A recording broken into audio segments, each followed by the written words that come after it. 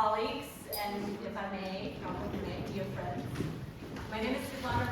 I am an adjunct faculty member at the St. Mary of the Woods PhD Global Leadership Program. I'm also the co-founder and president of the Ukrainian Society of Indiana, and I serve in the diplomatic role as the honorary consul of Ukraine to Indiana. I wanted to talk to you a little bit about global leadership and citizen diplomacy.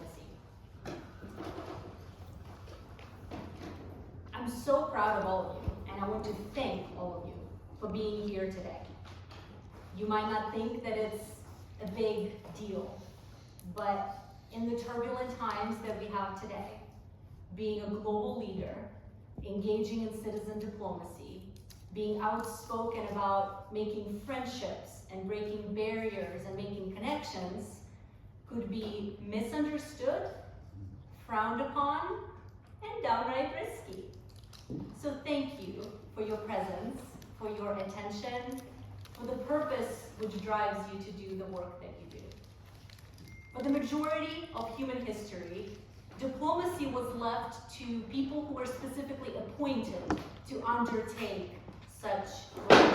There were ambassadors and envoys, and in the Middle Ages, they would dress up in their finery and travel for weeks to a foreign country to negotiate things. We really believe that the moment in 1956, after World War II, when the US President, Dwight Eisenhower, created the Sister Cities International Program to allow municipalities to come together, to allow people to come together and become friends and talk to each other directly and get to know about the lives of their communities, is sort of that starting point of citizen diplomacy, of the power and the opportunity of common people like you and I to build those international friendships and bridges and connections. I did not become a citizen diplomat because I planned to. Very few of us actually are as determined as you are engaging in the highest level of educational attainment.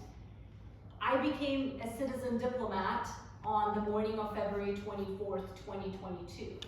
I celebrated my birthday the day before, and on the morning of the 24th of February, I woke up to 2 missed calls from my mother and just one sentence in the message that said, "We are being bombed."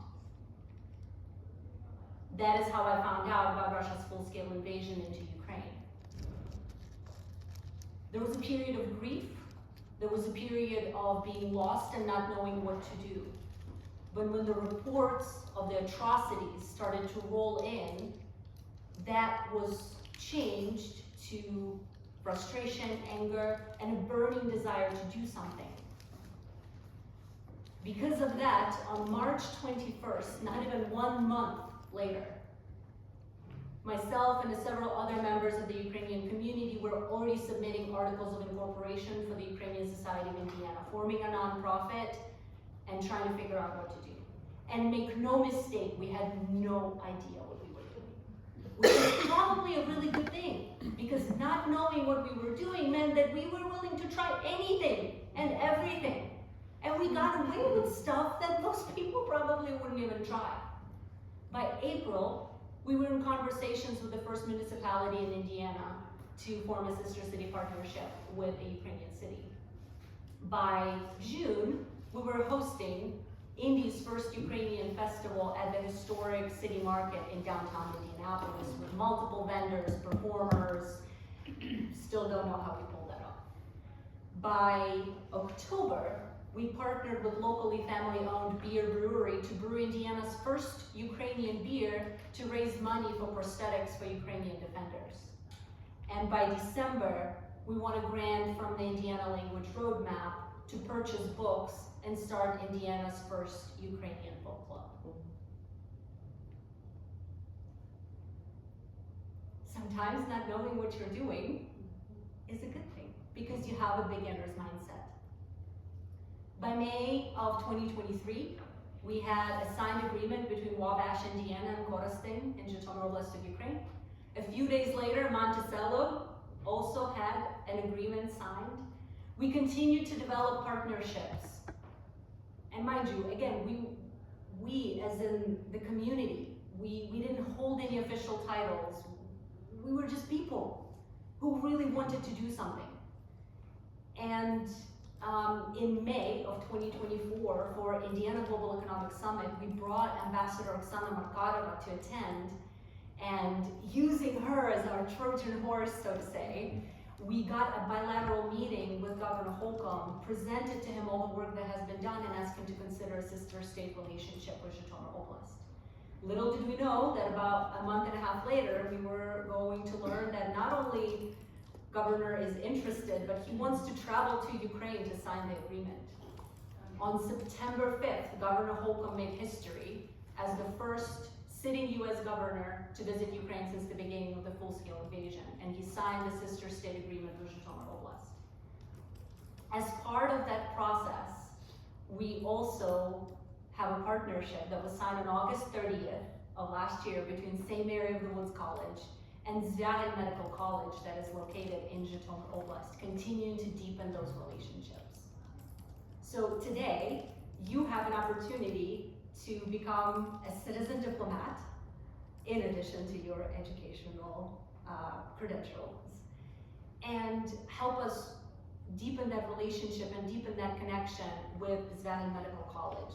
We have prepared a service project for you that we'd like to invite you to partake in. In the back of the room, there's a table with a lot of craft supplies. And thank you so much to Courtney for having apparently every color and shade of a Sharpie imaginable and unimaginable, to be completely honest with you.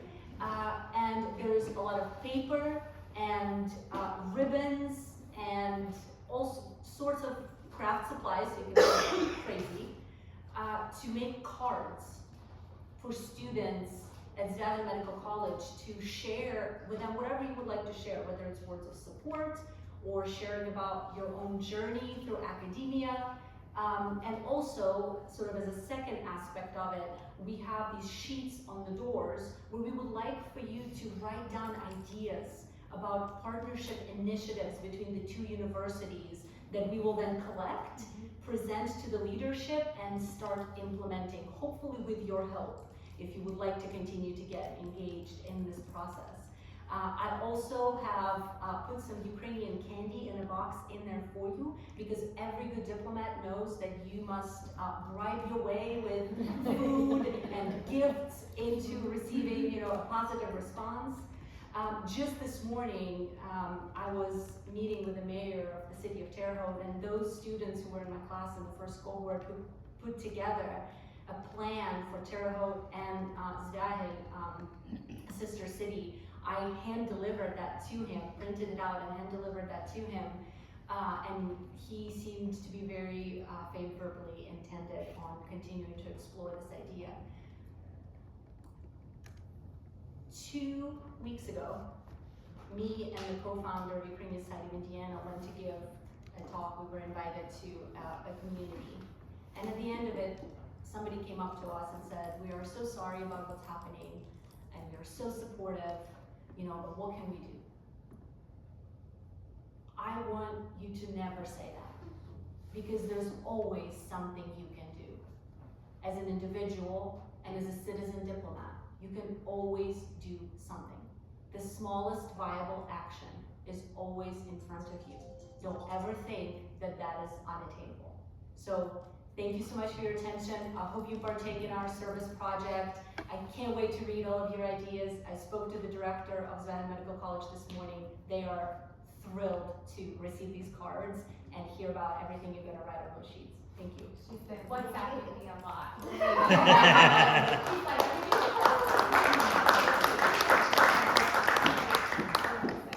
So, do you want to share a little bit more about our partnership with MOU, with Sahel, and maybe to help them to kind of know what types of messages or who the students are, that kind of thing?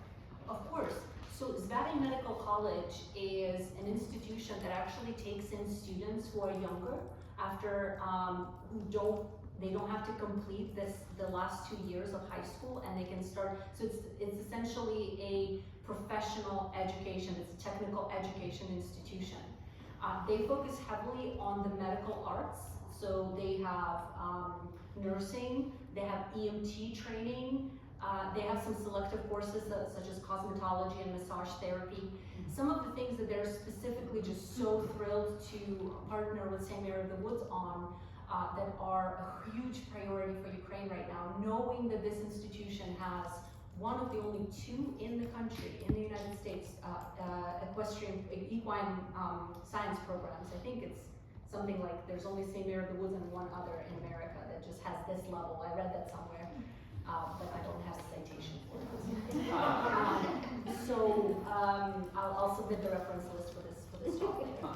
So they really want to develop a program in equine therapy, specifically for children of fallen defenders, and then for defenders coming back from the front lines with injuries and who have been left with a variety of physical disabilities. The really amazing mental health program here at St. Mary of the Woods within the social sciences is something they're really interested because the mental health crisis in Ukraine is spiraling out of control. For children, for the widows, for the defenders coming back from the front lines. So St. Mary of the Woods has, social work programs. It has art therapy, equine therapy, and therapeutic riding, which you learn something new every day. Those are 2 different things. One is more of an interaction with horses, and one is more specifically riding for like muscle development and stuff. So they're really interested in all of that stuff. And then specifically for the PhD in Global Leadership program, they have a student volunteer organization that has formed its own nonprofit organization. They raise money and then they help in their community. So they would love ideas on how they can learn from you on how like the global leadership specifically as it applies to volunteering in your own community and making a difference in your own community. So those some of the top interests, but we certainly don't want to limit your creativity. Yeah, absolutely. And we have some examples of initiatives we've talked about doing with our MOU, and those would be exchange of art. So different types of art exchanging at each institution to be on display. We have talked, well, this is one of them, and in fact what we're doing here today. Some of the others that Alina has shared. So we're thinking about doing a call at the end of April. The students at CMC are just really interested in learning about how you live your lives, and like how do you in Ukraine, the education system is quite a bit more rigid. It's sort of the heritage of the Soviet setup. When I did my undergrad, like once you pick your major, which you can't go undecided, you have to know what major you want to pursue, and if you want to switch your major, you start all over. There's not that kind of flexibility where I'm just going to transfer my credits and I'm going to decide 3 different times about what I want to do, which is so amazing that it's available, but to Ukrainians it's not. And so all of your courses, for at least for your undergrad, for those 4 years, but even for your master's program, they're predetermined. Once you pick your major, this is the program of study you go through. They are fascinated with the idea of like, how do you go like pick your classes, right? Like, who's an advisor? Like, how do you talk? Who's this person you talk to who helps you figure out what's the next course you're going to take? What do you do in your free time, right? Like, talk citizen diplomacy, like understanding what's interesting to you, what's the latest movie you watched, right? They really want to have this call between students to understand these kinds of things. And the exchange of art, we talked about putting together a list of faculty with their research interests to exchange to see if the faculty would like to connect directly and talk on doing joint studies. There's a lot of research that is being done in Ukraine on mental health rehabilitation, on veterans with PTSD, but also on rebuilding of a sense of community. It is estimated that about a quarter of Ukraine's population is displaced, whether they are have gone abroad or they are what's known as IDP, internally displaced persons. Their towns in the east of Ukraine have been destroyed, so now they live in central and western Ukraine. That affects a sense of place and a sense of community. So there are a lot of nonprofits that try to get IDPs together with local residents to do things together. So there's a number of initiatives that we can affect, and I guarantee you that whatever your research interest is for your dissertation, it could probably, benefit some kind of an issue that they're trying to do. I recently did an interview on PBS Michiana, which I love. It's like Brangelina. They just do, Indiana and Michigan. So they were asking, you're setting up all these sister cities, and what's the benefit for American communities and the Ukrainian communities? And it's really the exchange of knowledge. Just as Ukraine can learn a lot from the United States, they're undergoing a decentralization reform, and America is a very decentralized place. They really need to learn about holding like city hall meetings, town hall meetings, about zoning, about community budgets. Like they don't really know a whole lot about that. So American communities can really help. And then learning from Ukrainian communities about emergency responses. The types of situations that emergency responders have to address in Ukraine is pretty crazy. Emergency medicine, again, mental health, community volunteering. I mean, everyone in Ukraine, we joke, that lives a double life, because there's their life and then there's their volunteer life, because they're probably spending most of their free time volunteering. Whether it's weaving masking nets, making trench candles, or serving in a community in some other capacity. So there's an exchange of knowledge that can be super beneficial for both sides that can take place. There's also a significant opportunity if you are interested in writing a journal article, if you have a dissertation topic interest that connects. We have a significant points of contact as gatekeepers and individuals that can help inform. And so that's definitely something that we can help you to leverage, for sure. But we want to also know what your ideas are. The intention is, to build this, it's fine to have an MOU, but they have to be active. We can make MOUs until we're blue in the face, but they have to be active. And so, there are some limitations with this one, some challenges that perhaps with others that we don't have as much. So for example, we have an MOU, a memorandum of understanding is what I mean by MOU. So we have an MOU with St. Claret, and we just had a group of students that went there and they hosted a conference for us, and it was fantastic, and that's thankful to Dr. Shelley for coordinating that effort and all the work she did on that, and the students that attended. That's fantastic, and those are ways that we can keep those active, and we're continuing to do that too. Yes. I was just wondering, for my job, we talk about at JED going to different campuses about memoranda of understanding. So I kind of know what they are, but I didn't until a couple of years ago. So can you describe just really quickly for folks what a memorandum looks like? Yeah, so I'm going to speak to it from a